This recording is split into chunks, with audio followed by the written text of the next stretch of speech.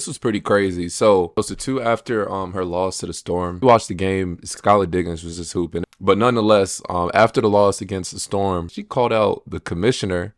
And she said, we had 9 games in 18 days. That isn't really responsible for a commissioner. You know, a lot of people don't like Cathy and the W's. It is just her handling of when CC was coming into the lead. I think that really put more light on her, as well as, I don't know, people just don't like Cathy. You know, I don't think she's doing a good enough job pushing the lead, like just putting the lead in a good position for all the players to be successful. I think people just aren't supporting what she's doing. They supported her on this. You know, they weren't messing with this. All right, like, look at this, for example. And yet no one gave a fuck when the Fever had 11 games in 19 days. Shut the fuck up, Satou. I can go down a list. It was pretty crazy. Women want to be like men so bad until it's time to do what they do. Females complain too much. She's asking for more. Is that a lie? I don't get it. It's crazy. There's pretty much no tweets in support of what she said. Someone said, unfortunately, nobody, including WNBA, gave a shit when rookie Caitlin Clark had 11 games in 19 days because the commissioner wanted to show her around. So it's a two, shut up and play. I don't think a lot of people could see the full post game, but what she said was a lot more too. Games in 9 days and to still maintain a winning record of 6-4. And look, when the reporter asked that question, you just see her teammates shaking her head. So that's something they actively discuss in the locker room, I'm guessing. But I'm going to play this. I would say we're a very dangerous team, and we have a long season to go, but I couldn't be more excited to do that along my teammates. Like, we're locked in the squad that we have. Wouldn't want to change it. You know, I mean, repeatedly, I feel like we've been tried, but it's just great to have someone that sticks beside you. They hit some shots and we didn't, but we also need to be able, like, what makes us is our defense, and we were not able to do that in the last four minutes. So that was really where we failed. I don't think they did anything extraordinary, but it was really us that we're just kind of going away from what we can do and what we believe in. So we'll clean that up. We'll watch film. This is just something to learn, to be better. And we've been doing it previously, but today just wasn't it. We get stops. We're in transition. That's where we're the best. The one I just played was like her comments from the game. Now this right here was this is the thing that been going viral.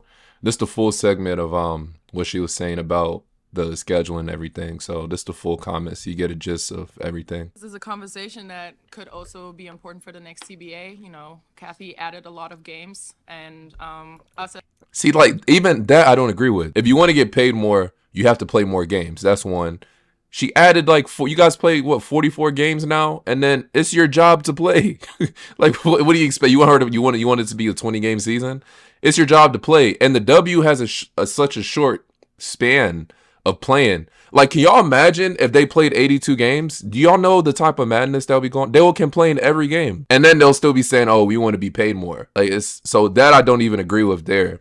And then another thing is she's not even in position to be talking like that. This is Satou's first year averaging 20 so far, you know, in big part because they're missing Alyssa Thomas, some other players. Imagine Pascal Siakam before he won a championship, before he became the player he is on the Pacers, saying like, "Oh, I don't like how Adam Silver is setting stuff up." I'll be like, "Yo, you think you LeBron or something?" You know, so you just not. There's a certain stuff you can't say. It's just not a good look for the lead.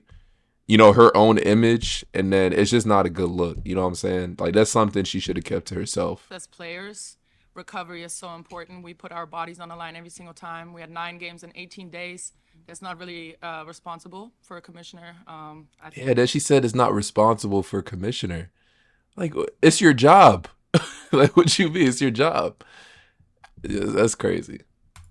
Other teams have like 3 back-to-back, so it's just a lot of things that we could clean up in terms of scheduling, but we've persevered and we show that we can do it.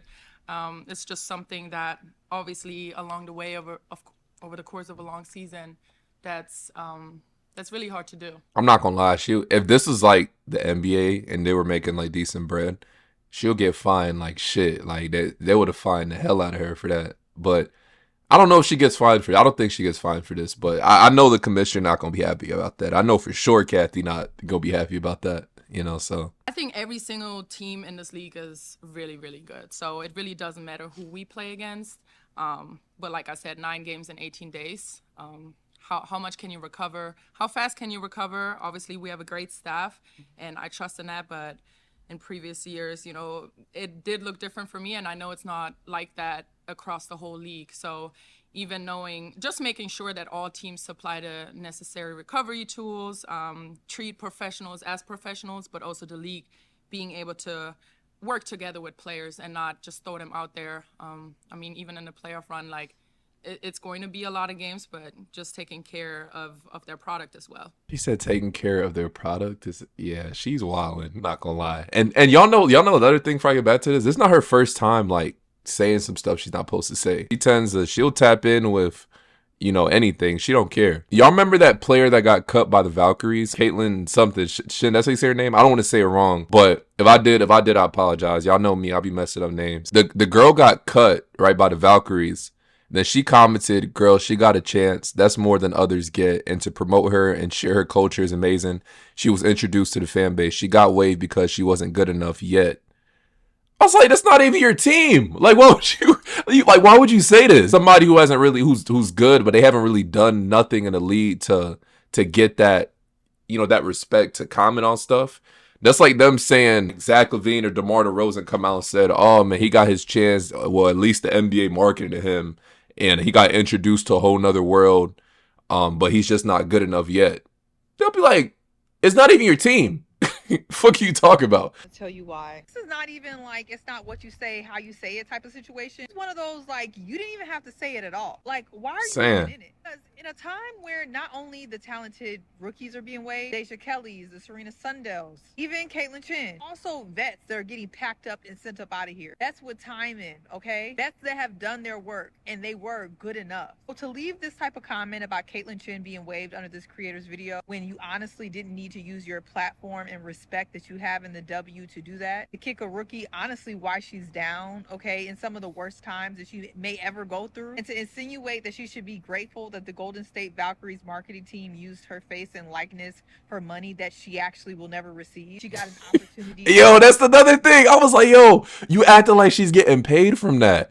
Like you had no room to say that. She didn't have to say that shit at all.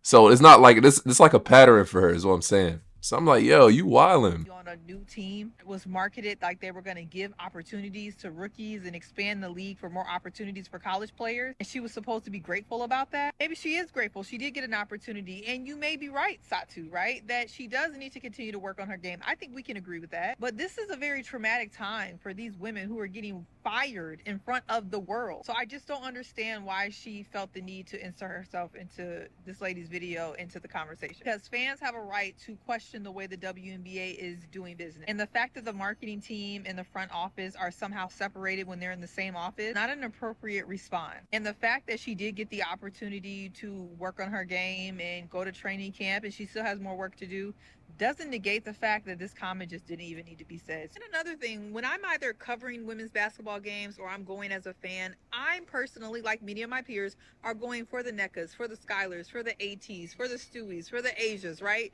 A lot of us are going to see these players and they have built this league to what it is today. Despite that, and many of these vets that I just mentioned know that and probably would have never made a comment like this, they also understand that this league is growing on the collegiate level, and a lot of people are coming to see the Caitlin Chens, whether she's good enough or not, or the Haley Van List. Golden State Valkyries using Caitlin for promo and not even giving her a thank you post when the Caitlin Chens, the Paige Beckers, the Juju when she comes, the Angels, the Haley Van List are the reason why the league is expanding.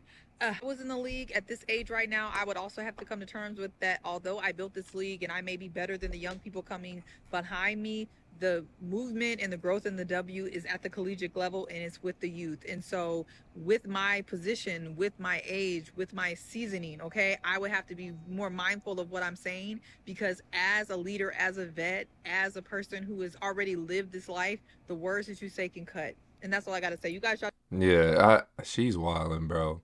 And I mean, I know understand she's a two-time All-Star and everything. Like she's a great player. She got that respect. I'm just saying she's still not at the point where you could just say, you know, there's certain stuff you can't say. I say Caitlin was top 5 in jersey sales. Satou.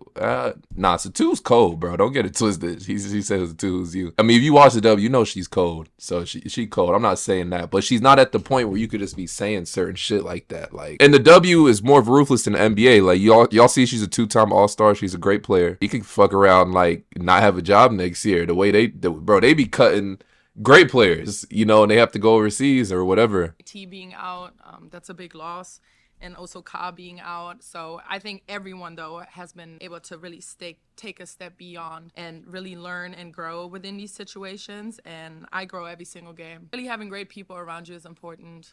But I trust in my work that I really take the off season serious. So just working relentlessly and then trusting what you perform. Full concept of what you're saying, but there's some fans who have spoken out about it. Like, I'm gonna play this. I'm gonna play this. He's got to fix their scheduling, dog. Having 3 games at the exact same time is insane. How do you expect the fans to watch, bro?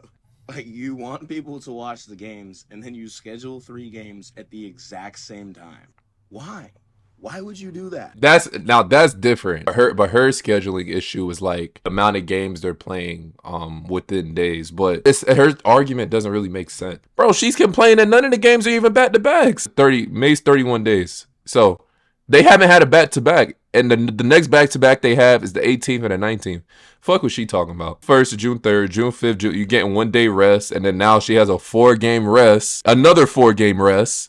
And then you have a back-to-back, and then you play. Yo, what is she talking about? She's tripping, bro. I see a problem with the scheduling here. I really don't. If this was at 82 games, bro, we will see the most drama and field shit we ever seen. I don't know. Yeah, she tripping. But let me know your thoughts on that in the comment section. And as always, it's your boy.